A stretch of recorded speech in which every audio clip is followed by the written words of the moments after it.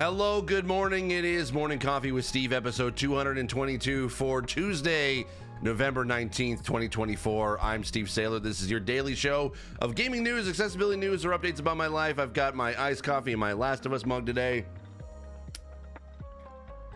Started basically recording this a little bit later in the morning than I normally do because after yesterday's stream of streaming for 9 hours trying to be able to play some Call of Duty, but also watching the nominations for the Game Awards, which I'll get into in a minute, I had so much energy and adrenaline, I could not get to sleep until 2 a.m.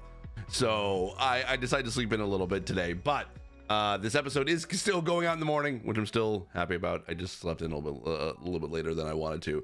But I did not finish Call of Duty Black Ops 6, the campaign, on stream, even though I spent about 7 hours of that stream basically trying to be able to play the game. I got about halfway through the campaign.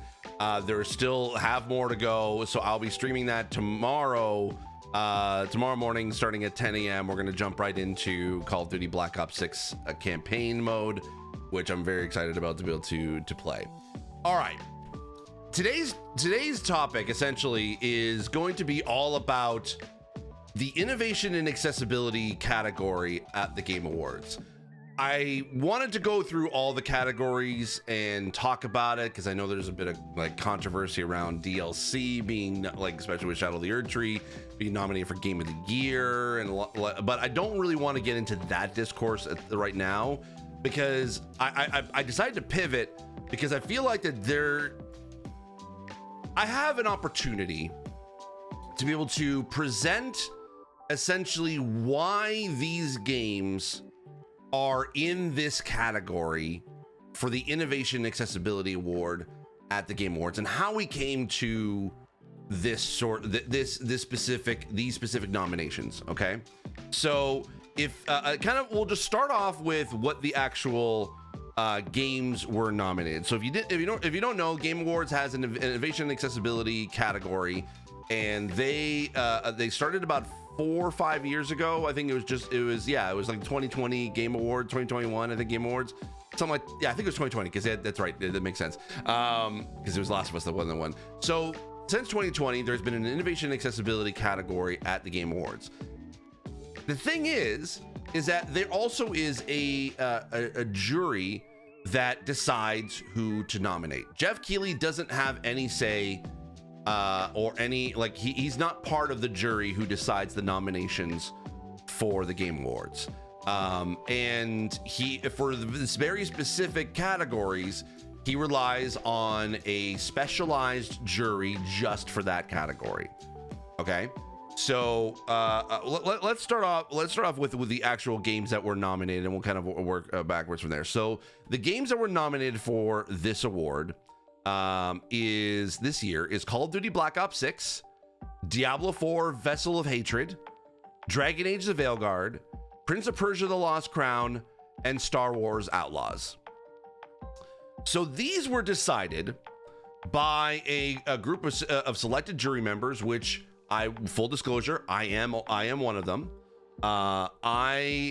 I've been a part of the jury for a couple of years now, along with several other accessibility consultants and specialists in the industry.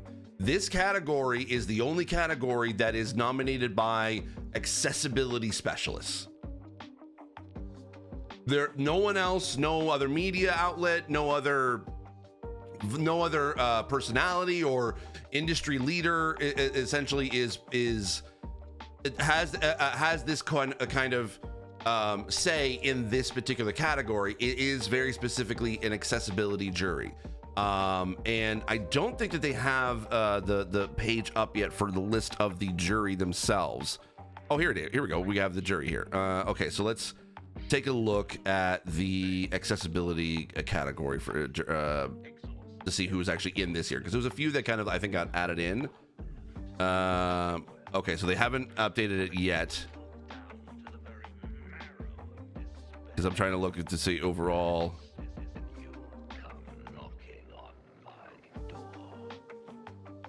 I'm trying to be able to see where voting jury. Here we go. Okay, now it just loads up. All right, so accessibility. All right, so here are all the people who are part of the jury for the accessibility category. The Game Accessibility Nexus, which is a website similar to Can I Play That? Sightless Combat, Christopher Grew, who is a freelance journalist, Aaron Hawley, who's a Geeky Gimp is her name, James Rath, Ian Hamilton, Humphrey Hanley, who is No Excuses, No Hands, No Excuses. He goes by, he's from New Zealand, great guy. Grant Stoner, Jesse Anderson, who's illegally cited. Can I Play That? From Josh Straub. Hello, it's Colo. Ratters, myself, Poppy Field, Paul Amadeus Lane, Morgan Baker, and Steve Spawn. So we all are tasked to be able to suggest, to basically we get asked about quite a like about a month or two ish before the nominations are announced, and essentially we get asked to list at least five games to be nominated or potentially be nominated for this category. The caveat, though, is because Jeff knows that we are all work in the industry and we all work on different games and stuff, is that we are not allowed to nominate games that we worked on, which is getting tougher and tougher each year. But essentially, because mostly because a lot of us are working on this on similar games or on the same game, so it is a kind of it is supposed to be a stopgap to allow us that we could still work in the industry, we can still be a part of the jury.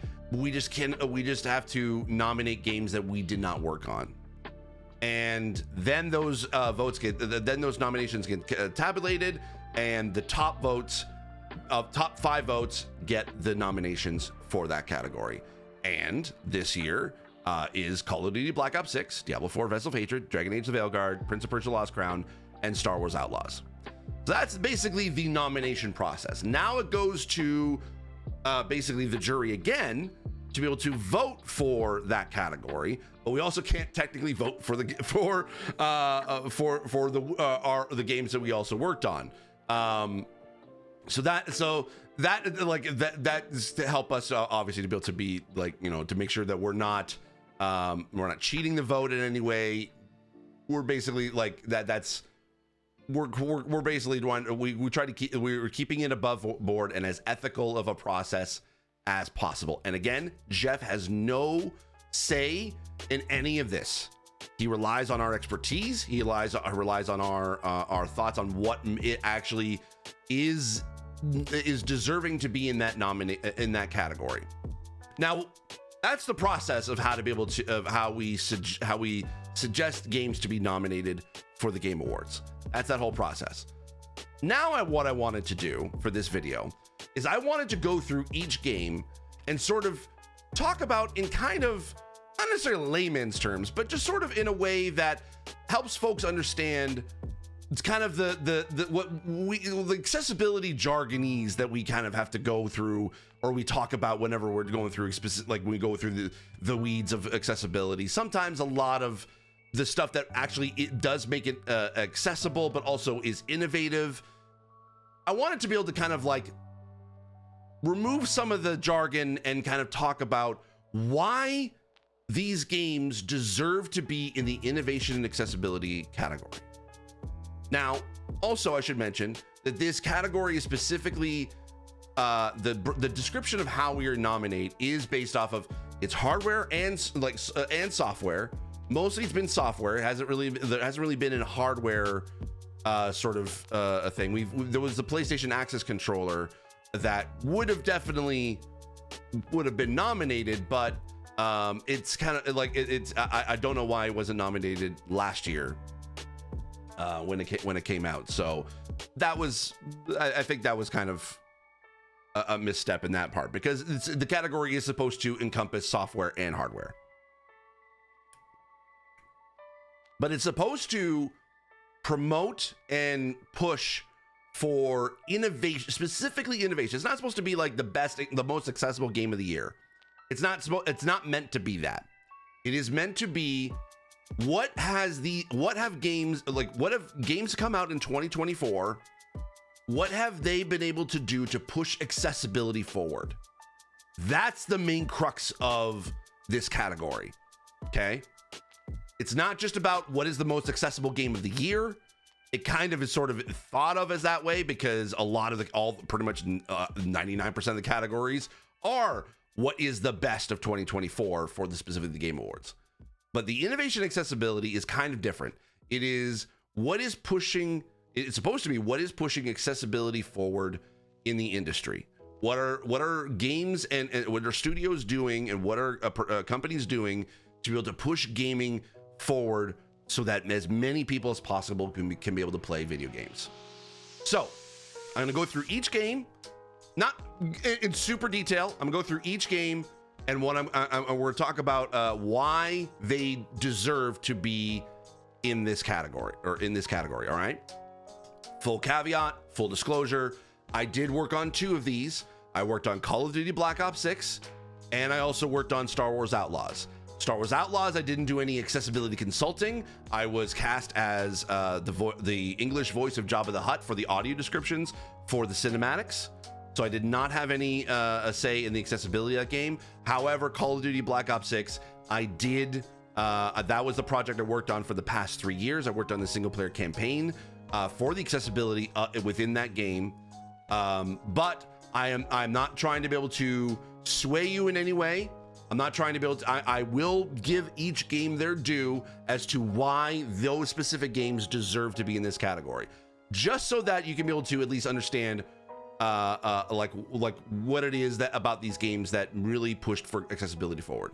So let's talk about Call of Duty Black Ops 6, only just because it is at the top of this list on this webpage, which by the way, I will include the link to this webpage that the Game Awards does have up.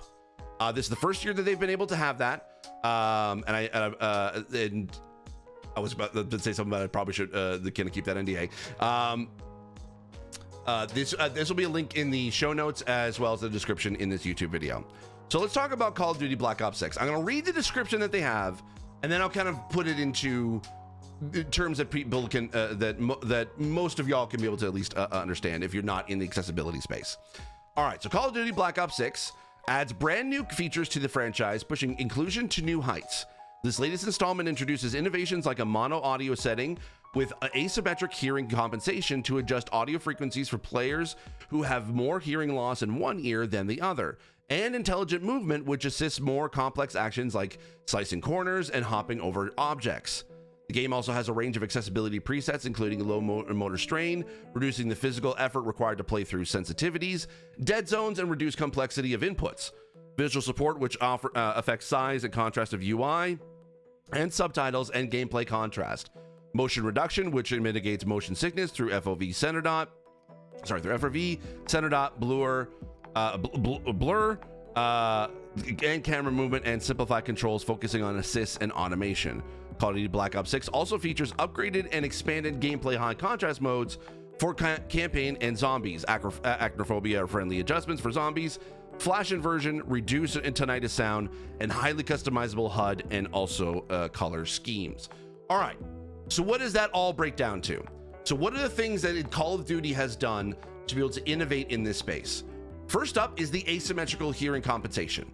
That is the first time that a game has ever had that. You've heard me talk about it. If you watch my video on Call of Duty Black Ops 6, you can be able to check it out in the video that's listed there and listed in the description down below.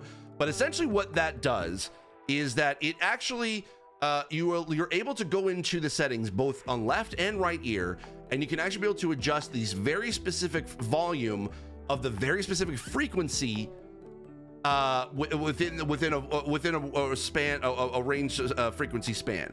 So and how does that benefit deaf and hard of hearing players? Well, there are certain frequencies that deaf and hard of hearing players can be able to hear better, or need to be able to basically be lowered in order for them to be able to properly enjoy the game with the hearing that they have. This is not for those who are totally deaf, who can't hear anything. These are those who do have some residual hearing, both in either left or right here, which is mostly common. Same with blindness.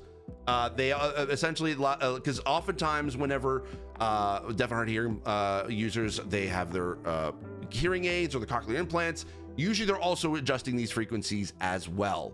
So this is the first time that a game was able to include that ever. There's no big game that has ever included that. Xbox has been the only one that has done that on a system level, but not in a specifically with native within the game itself. So that is brand new. That is an innovation in accessibility.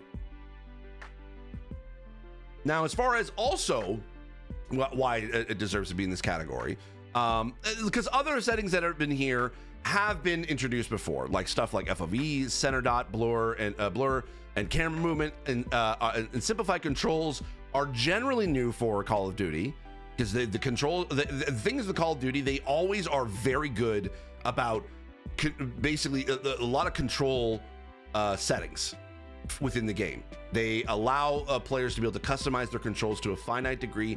This has been a staple of Call of Duty for a long time, so that's why a lot of motor disabled players have been able to play it and also be pro athletes within the Call of Duty League space. But they have introduced recently the simplified controls, which basically adds more assists to certain tasks that are normally done with like extra button clicks, like being able to mantle, being able to climb up ladders, being able to peek around corners. Normally those are registered to a button, but they have what they call not only Omni movement, which was new for Call of Duty, in that you can be able to basically you have a bunch of different ways to be able to dive and dodge and slide through or into the area that you're in. But also there is some what they call intelligent movement, which allows you to be able to just basically just hit sprint and move forward. And if there's any obstacle in your way, the game will automatically be able to mantle, duck, or crawl, whatever it needs to do in order to be able to keep moving forward. As long as you're pushing forward on the thumbstick or on the keyboard, you will keep moving, and there's no obstacle that's going to stop you from that. Which basically eliminates a lot of different button presses, and that is something that is not relatively new within the space, but it is relatively new for Call of Duty specifically. Another thing that they basically have been able to innovate on is actually in regards to actually, sorry, that intelligent movement would be the additional thing, yes. And then I think just in general overall, this is the first time that Call of Duty has actively focused on accessibility as a part of every kind of annual game that they produce. They have been working on accessibility for a while, because there have been some features that have been added over time, but this is the first game within the franchise that they have actively worked on accessibility for this game. They have stuff within that you can be able to filter specifically accessibility settings within the settings menu. There's a lot of settings in Call of Duty. You can actually turn on an accessibility filter so that there's no accessibility menu. There is, all the settings are in different menus, but if you hold down Y whenever you're in the settings, you can actually be able to turn on the accessibility filters, and each setting has a tag that is corresponding to a specific disability, whether it's vision, audio, motor, or cognitive. And those tags are basically so that when you go through, if you just turn that filter on and you go through all the settings menus, you'll find specifically settings and options that are specifically that Call of Duty is saying these are what we consider options specifically for accessibility, or at least were developed with accessibility in mind. So that in and of itself, this being the first major Call of Duty game in the franchise to include accessibility, that plus intelligent movement, omni movement, as well as like I said, the asymmetrical hearing compensation, including also high contrast mode but it's been around in a bunch of games before, but this is the first time they've included it in campaign and also in zombies mode. There's a lot of customization into that. That's not really new in the space, but they have expanded more settings that other folks should be able to be interested in, because allows you to be able to not only put a color filter or you could be able to choose a color filter or an outline for your high contrast mode, which is something that not a lot of games, I don't think any game is done where it gives you the option for both. It's usually one or the other. So with that in mind, that is why this game has been nominated for accessibility, for Innovation Accessibility Award. Those are what they've done to innovate in that space. Now let's move on to the next game, which is Diablo 4 Vessel of Hatred. So yes, this is a DLC. It is an expansion to the original Diablo 4 game. Diablo 4 has been nominated before in this category. It was nominated last year for its accessibility. It unfortunately lost to Forza Motorsport. I don't want to say. I draw a choice of words to be able to say unfortunately, as in it's like it was sad that it didn't win. All those every game that gets nominated deserves to win 100%, and this year is no different. So let's go over Diablo 4. Blizzard demonstrates its continued commitment to accessibility through Diablo 4 patches and updates. Over the course of the year, the game has gained a range of accessibility upgrades, including configurable character highlights for greater contrast, an auto pin system for wayfinding to objectives, combined with an enhanced compass with customizable arrow colors, optimized WASD controls, and improved text visibility. The screen reader, which provides menu narration for blind and low vision players, has had many upgrades. The addition of audio navigational assistance featuring directional audio pings with adjustable frequency and volume to guide players to objectives marked using the auto pin system makes a groundbreaking achievement for the genre. The first example of blind accessible world navigation in this type of ARPG. The team also produced a 15-minute mini documentary about how they collaborated with the community, focusing on disabled players' personal stories, using this to raise awareness about the importance of inclusive game design. So why did Vessel of Hatred basically get nominated as specifically for this category? Well, it's based off of kind of what they had said. This game has received several updates over the course of 2024 to help and major updates to be able to improve the accessibility of the game. The game was already very accessible from the beginning, for multiple different types of disabilities, but there were some gaps that essentially had to be kind of worked on, and was released in future updates this year. That being audio navigation for blind players. That was kind of one of the main features that was missing within the game itself, to allow players to essentially navigate the world, because there is a very large map within Diablo 4, and being able to navigate the world so that they can be able to get to the objectives that they want to be able to go to. Because that, combined with the menu narration that they've been able to reiterate on since launch, because that was something that they launched with, they've been able to improve that over time, over the course of this year, along with a bunch of other accessibility updates for the blind community. Essentially, this makes this one of the very few games, the one game, especially in this ARPG space, to be fully accessible for blind players. There are obviously gaps in any disability, but when I say fully accessible, it means that it kind of hits on a lot of areas that blind players need in order to be able to play. Diablo 4, now with Vessel of Hatred came out, it now has basically filled in a lot of those gaps to make it as close to as fully accessible to every blind player as possible. Not every blind player, because it always depends. There's always gaps in that spectrum, but it is as fully accessible as it possibly can be. With added improvements, it can make it even more accessible. Because if you keep updating it, the more accessible it can be. So that is that again. Same with Call of Duty Black Ops 6. Diablo 4 has basically created the first time in an ARPG genre a fully accessible game for blind players. And that will combine with a bunch of different accessibility updates that they've been able to do, which basically mostly kind of around low vision and blindness over the course of this year, but it basically has been able to improve a lot with several patches and updates for those players. So the fact that it's innovative in the space, it makes it the only fully blind accessible game that this year that has been updated this year. Unfortunately, this year for games, there hasn't been a fully accessible blind game that has come out this year. Last year there was quite a few.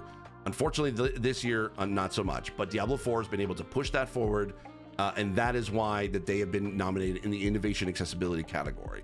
It's one of the few times that a DLC has been actually I think the only time a DLC has been nominated within this category, and it deserves to be in this spot because of just those improvements. All right, let us move on to Dragon Age: The Veilguard. What did it do to innovate? Accessibility in Dragon Age: The Veilguard embraces a play-as-you-like philosophy. There are over a dozen combat and exploration settings like preventing death and adjustable parry, timing, granular aim and assist, and glint visibility distance for collectibles.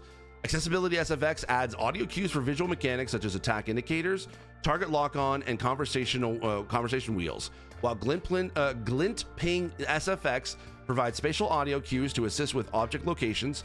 No critical information is conveyed through sound alone.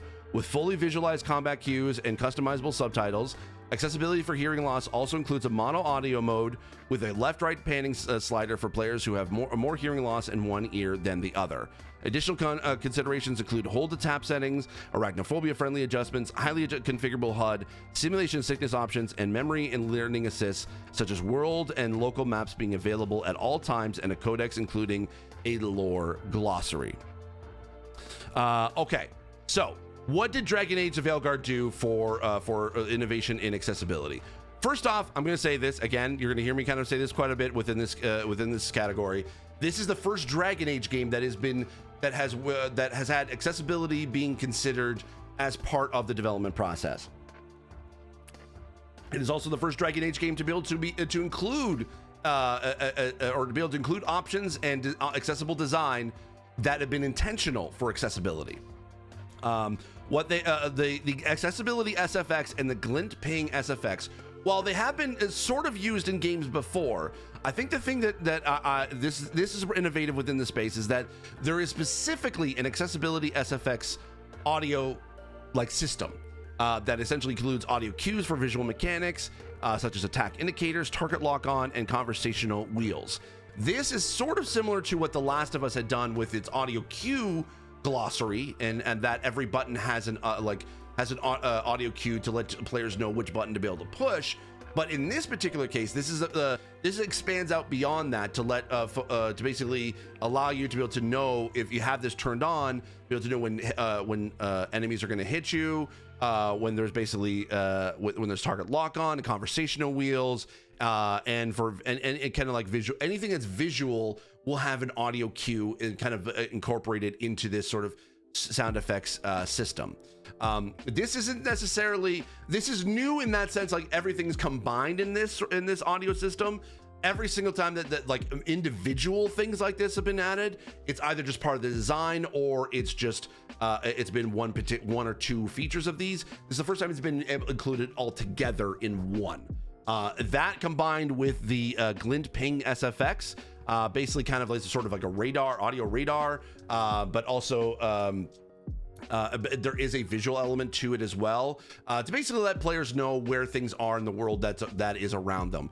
That is not necessarily like brand new in the space, but it is innovative in that it does expand again beyond. It kind of pushes this feature forward. You're gonna hear me talk about it's not new in the space, but again, it's just a lot of these are pushing the accessibility forward in the accessibility community. So by including the accessibility SFX and the Glint Ping SFX, that kind of helps be able to push the genre forward, and also pushes these particular features forward to be able to so because again, a lot of these, when they innovate and push these features forward, they're all inspired by different ideas from other games, and the more we keep pushing that forward, the more that innovation can even be pushed even further than that. So we want to be able to recognize that is the case in Dragon Age. Now, granted, it's not fully accessible. The game is not fully accessible to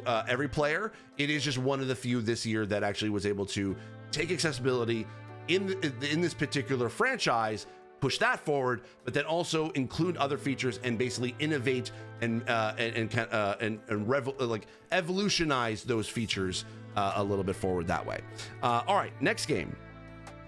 We got Prince of Persia: The Lost Crown. Prince of Persia: The Lost Crown pushed the bar for accessibility of the Metroidvania genre. Through innovations like the memory shards feature, which lets players take screenshots and pin them to the map, the game stands out for accessibility by design. Considerations like this, where accessibility is woven into the game's design by default. Other examples of this include large high contrast text, no info conveyed by color or sound alone, no QTEs, conversation logs, and a consequence-free training area. Customizable options further enhance accessibility, including high contrast modes for gameplay with colorblind presets, broad and detailed custom difficulty settings, configurable subtitles, a guided mode adding extra icons and information to the map, easy read font options, extra highlighting for interactive elements, and a range of assist modes, including for platforming, combat, button mashing, and aiming. post-launch updates have added extra visual cues for enemy attack types, toggle button to turn high contrast on or off during gameplay, multi-directional parry, extra difficulty sliders, and more. Okay, so the reason why that Prince of Persia: The Lost Crown got nominated is that 100% it basically pushed the Metroidvania genre forward for accessibility. This is the first time that a Metroidvania type game has been made super accessible. You could argue that Jedi Fallen Order, even though it's kind of Metroidvania-like, had some accessibility that's basically built in, including with Jedi Survivor. And I would say that yes, that's the case, but in the traditional 2D platforming Metroidvania type games that was similar to, say, like what's kind of based on, which is either the genres, the games it's based on, Metroid Prime or the Metroid series, and also Castlevania. It kind of combines the two. That is the traditional Metroidvania. Prince of Persia: The Lost Crown is the first time that it is accessibility has ever been considered, and also innovated and pushed that genre forward just for players in general, beyond just accessibility. The memory shards feature alone is a huge push forward for not only accessibility, but for the genre itself. Let me explain. So when you're in the map on Prince of Persia: Lost Crown, if you you can ping a specific location to where you're at. It will then take a screenshot of that screen of where you are, and it will include that screenshot in the pinned point on the map. So that way, like you could, because a lot of games have the ability to be able to put waypoints on the map. You know, you think that we've seen that in a lot of games before. But what's different about this is that when you have a bunch of custom waypoints on a map, you sometimes forget, like, okay, what was that icon for? What am I supposed to be doing there? But what this memory shards does, and this improves for cognitive accessibility as well as just accessibility overall, but those screenshots, because it took a screenshot, or those memory shards, because it took a screenshot of where you were, you can actually be able to see visually what is in that spot, so that way you can know at a glance what it is that is there. So instead of seeing like a treasure chest icon being like, did I use that treasure chest icon for just for like secrets, or did I use it for items, or did I use it for gold? in this feature, you can actually be able to see that screenshot, and you can actually be able to say, oh, it's because that treasure chest is right up there on that platform. I now know how to be able to get through that if they basically progress through the game and unlock some new features that they can be able to go back to. Because a lot of times Metroidvania, it's designed to basically let you go forward, but then there are areas that you couldn't be able to get access to that once you upgrade different skills and abilities, you can go back and redo.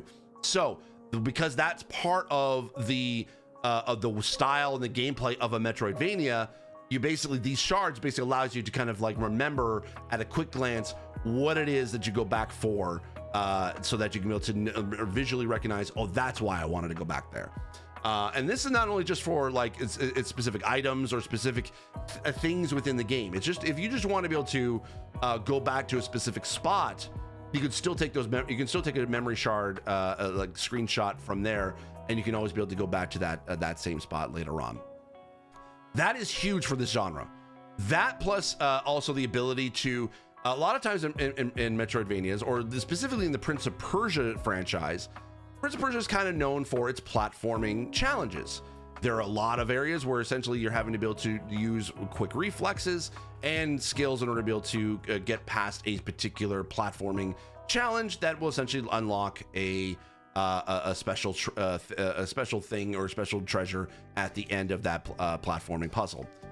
In this game, you not only have a bunch of motor controls to be able to help you help you get better at those platforming challenges, but also if that platforming challenge impedes your movement going forward, basically to continue forward with the story, there are these portals that essentially you can unlock as a setting. You go you go through those portals, and it will jump you to the end of that puzzle, that platforming challenge. So that way, if you're just either you just you just want to be able to jump through, you don't want to deal with the platforming challenge at the moment, you can be able to just skip past that, and that's totally fine. Or B, if you just can't be able to get past that challenge due to either a disability or just you're not able to sort of figure out the best way to be able to get through that challenge, that allows you to be able to skip it so that you can continue forward with the story. And if you want to come back to that later, you can still be able to do it. And that is a huge thing for the genre, and that is honestly why I think that 100% deserves to be the reason why it's innovative in that sense. It's pushing the genre forward. Plus, with all the other accessibility like high contrast mode, larger text, custom assist, a bunch of different assist modes, adjusting the difficulties, custom difficulty settings. A lot of that is made Prince of Persia: The Lost Crown the most accessible Metroidvania in the space. That is why it deserves to be nominated. It's very innovative in that space. All right, and then lastly, I know I'm going long, but I apologize for it. We're getting through it. The lastly is Star Wars Outlaws. Let's read what it says. Star Wars Outlaws sets a new standard for Ubisoft's open world adventure accessibility. Key highlights include highly configurable high contrast modes for gameplay, detailed menu narration including innovative map and HUD update narration, audio descriptions for cinematics and assists by default through the Nix companion, optionally reducing precision and effort needed for actions like interacting, attacking, and picking up, as well as seeing through walls. Many other mechanics can be assisted through settings including walk, mantle, reload, stealth, blaster mash, and holds with granular difficulty settings including specific mini game settings. The accessibility presets include a dedicated cognitive preset related to learning, memory, and reading, visualizations for sound-based mechanics combined with comprehensive subtitling and captioning, including a separate panel for overheard NPC chatter, ensures nothing in the game depends solely on sound. UI is large and high contrast by default and can be increased further.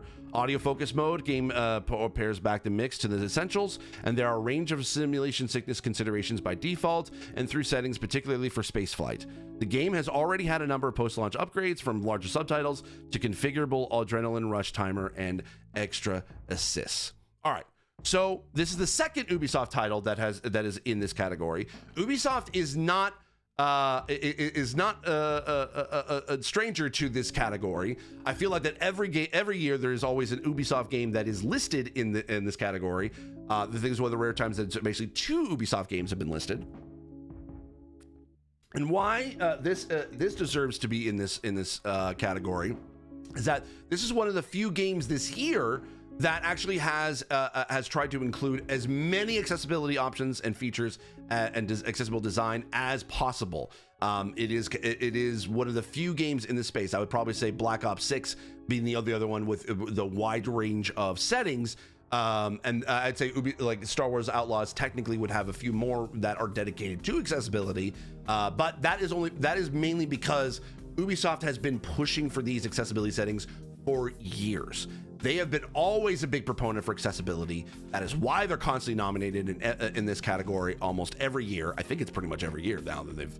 I think maybe last year, maybe not been one. No, I can't remember. I have to go back and look. But Ubisoft is no stranger to this category, and the reason why the Star Wars Outlaws specifically it deserves to be in this category is some. I think the brand new thing that no other in the game has done in the past is mostly it's pushing for more accessibility for blind players in the open world aspect. It's been pushing for more menu narration and text narration within the HUD, and also for navigation. While it's not perfect, it does offer a lot of abilities to let players know where they are in the world, and also where their next objective is. The fact that there is a part of the menu narration or HUD narration that essentially tells you where you are, what objective that you're trying to be able to get, and then also compass wise, like how far to be able to turn in order to be able to move to be able to point you directly into that direction. That is one of the few games that have been able to push open world accessibility forward. Not a lot of games have been able to do that, and Star Wars Outlaws is one of those for sure. Also as well, audio descriptions. Now, we've seen audio descriptions in cinematics before, but with this kind of game, there is a ton of audio descriptions, but there is also this is basically in every cinematic, the in-game and sort of just main cinematic, there is audio description for this game, which is really, really cool. Not saying that because I'm in it, like but again, it just like they worked with DVW, which is the same company who did the audio descriptions for The Last of Us Part 1 remake, and also Part 2 remastered. But the Star Wars Outlaws was able to even go further, and this is the first time in that genre that it's also audio descriptions have been added. Also, I would say the Nyx companion with the assist that it offers is also something brand new to the genre that I think could also be utilized in games like Assassin's Creed or any type of stealth game. If you have a animal companion or a little companion that comes with you, essentially what Nyx can do is that allows you to, while you're in stealth or hiding behind cover, you can allow Nyx to be able to go and get items for you, so that way you don't have to basically get out of stealth in order for you to be able to know where to go, get out of stealth to potentially get caught, so that you can be able to get those items. You can get Nyx basically go and grab it and bring it to you, and then you can be able to grab it from there without having to get out of stealth or get out of cover. That is something that is brand new to the space. I want to see more of that in that space. Because constantly there's many times in stealth I'm like, oh man, there's an item over there, but there's like 3 guards right there and I don't want to take them out, but I just want that one item. With this game, if you have Nyx, you can be able to go and get it, and then he'll be able to come back, or they'll be able to come back and basically give it to you, and you're good to go. So that I think is part of, like, not necessarily that's part of gameplay, accessible design. That's just part of the game, the game itself. It's not necessarily a setting. It's just part of the game. That is also pushing forward for, I believe, for accessibility as well. And then just also the improvement of Ubisoft's own accessibility options overall has basically made this game as accessible as it is. Again, this is one of the few games this year, unfortunately. Would love to be able to see more games being accessible this year as in years past, but this is one of the few games this year that is trying to be able to cover as many accessibilities or disabilities as possible, and that's why it deserves to be in this category. And that is it. That is a very long-winded video. I apologize. It's 40 minutes long, but I hope this makes sense. I encourage you, if you got through this, please share it. Please at least let me know what you think or have any questions about any of these games or any of this category in the comments down below. I really would. I'll try to be able to answer as best as possible. But I want to thank you for listening and for watching for this long. Again, I apologize for it being a long video, but I feel like that this video was necessary to be able to at least explain in the best way possible, kind of break down what it is that each game does. Now, I missed over a lot of stuff. There's a lot of different highlights that I know I could have been able to touch on a little bit, but I just wanted to kind of give a basic overview as to why these games are in this category, because I've seen a lot of takes of folks basically not sure why these games are nominated, what makes them accessible, what makes them not accessible, or what makes one accessible over the other. So I wanted to at least have this video as a primer for those who are either on the voting jury or just for the audience in general. If you're voting for these games, I want you to be able to go in with as much information as you possibly can to basically best explain why these games deserve to be in this category. Okay? That's it. Thanks so much for watching and or listening. If you got this far, thank you so very much. Please give this video a like or a subscribe. I would really appreciate it. And yeah, I'm looking forward to be able to seeing you at the Game Awards. If you're going, I'll be there December 12th. I'm excited to be able to go and see these games in action. And I'm very proud of the work that the accessibility community has done within this space and this year. And I'm looking forward to be able to see who wins this category, as well as also all the other categories in the Game Awards when we see them live, when you see it live from the Peacock Theater in Los Angeles on December 12th. Thank you so much for watching. Take care. Have yourself a great day, and I will see you all tomorrow. Bye-bye.